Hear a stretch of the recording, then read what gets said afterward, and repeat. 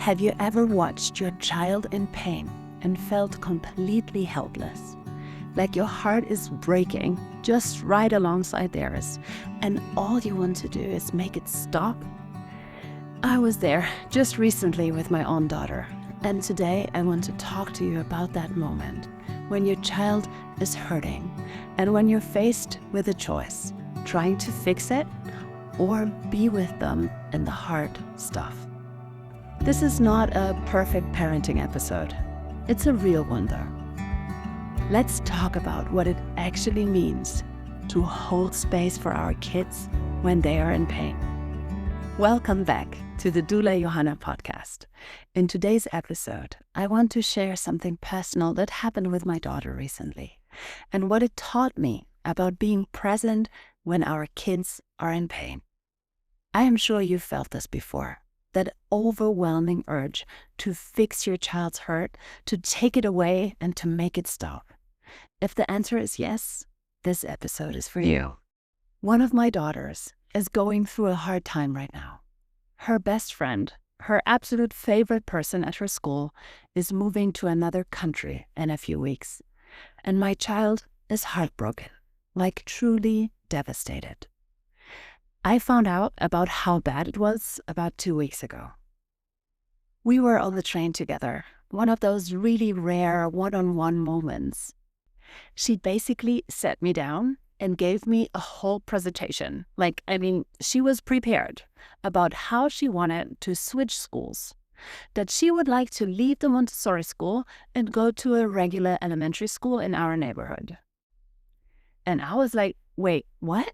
She listed all those reasons, how she could walk there instead of taking the train with her dad and her sister, or how she would love to meet more local kids, how she was curious about getting grades, and she said that she would enjoy the independence of going to and from school on her own. She really had thought this through. At first, I got pulled into this whole discussion about school systems or how her sisters and her dad are at the same school, how we love the Monte vibe as a family, and how much we'd miss her there. And then I paused. Something in me went, wait a minute, this is not about trains or grades. There's some underlying issue. What is going on? So I asked her gently, what is it that you don't like about your school right now? And that's when it came out. She said that there are only 2 other girls her age in her class, that she wishes she had more kids to choose from when it comes to making friends, and that her favorite friend is moving far away in only a couple of weeks. She cried hard. She said that she can't just sit there and wait for her to leave, that hurts too much, and that she would rather switch schools now than drag out the goodbye. My heart was breaking for her. I really related to that feeling. I tried to comfort her, but we got interrupted. And before she ran off, she said, for me, it's decided. I want to switch school as soon as possible. The next day at school, her friend made the move official during their morning circle. And my daughter ran out of the classroom, yelling that she was leaving too and slamming the door. It was a big emotional moment. When I heard about what happened, I messaged her teacher and asked for a conversation. And that call with the teacher was life-changing for me. The teacher asked me one simple question. Do you want her to leave the school? And I said no. She asked, does her dad want her to leave the school? Again, no. And then she said something that just shifted everything for me. She said, your daughter is amazing for coming up with this whole plan. She's resourceful and clear about what she wants. That's a good thing. And losing a friend, a close friend, really hurts. And even though this move has nothing to do with her, she is taking it personally. She feels abandoned, and that's hard, especially when you're 7 years old. But we can all be there for her. We can comfort her and support her. That doesn't mean we can or even have to take the pain away.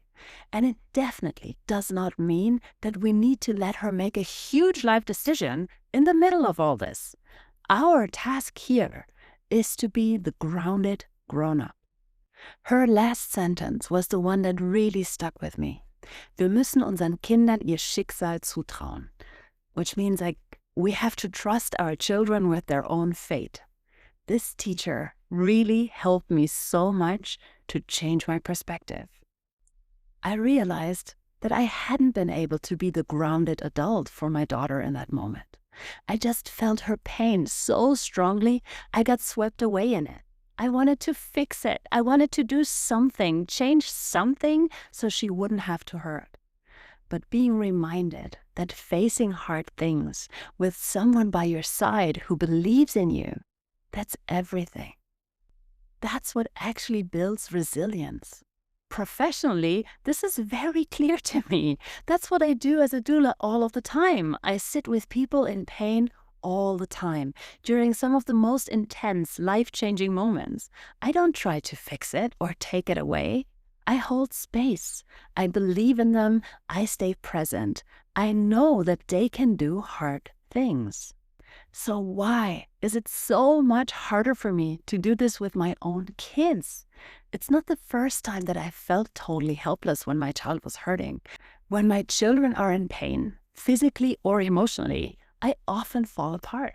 I get panicky. I feel like a headless chicken. My mirror neurons kick in and I'm in full-on chaos mode.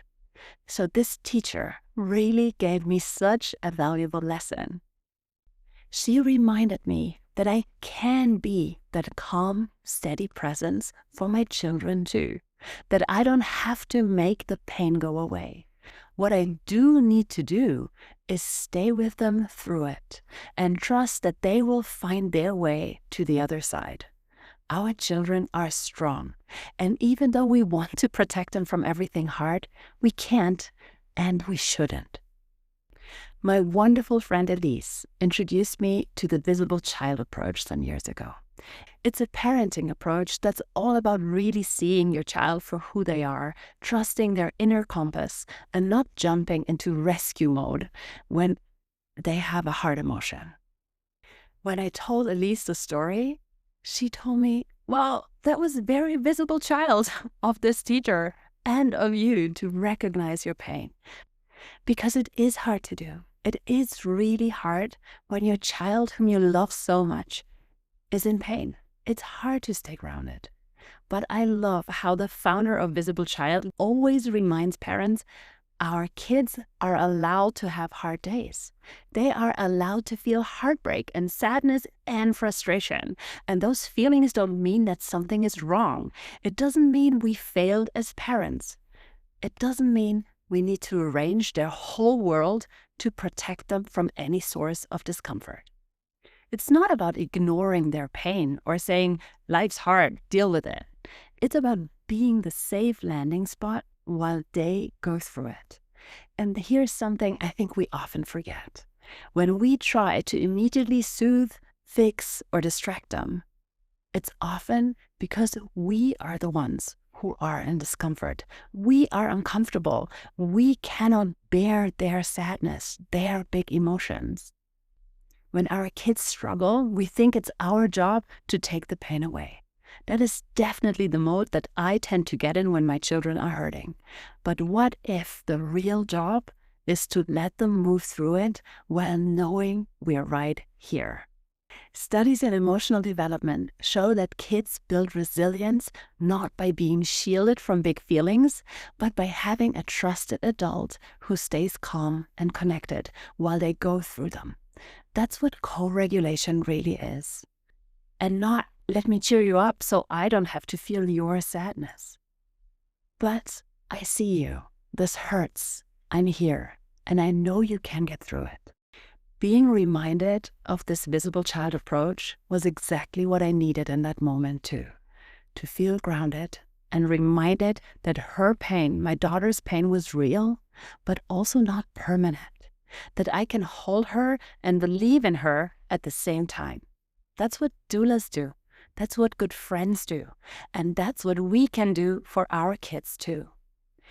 Dr. Gabor Maté, who writes and speaks so powerfully about trauma, says that resilience isn't something we're just born with. It's not a fixed trait.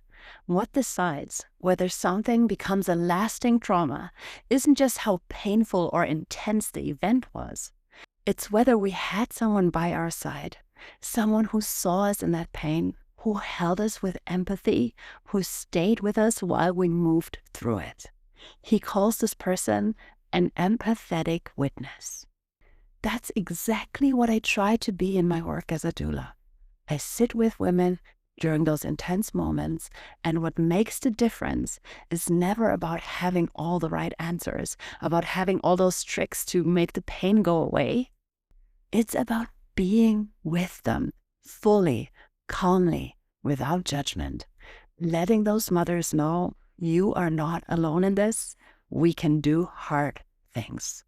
And our kids need that too. They don't need us to make the pain go away. They don't need perfect answers or quick solutions. What they need is us, present, attuned, and believing in their capacity to get through it, even when it's hard. Because that's what builds real resilience, not a smooth life.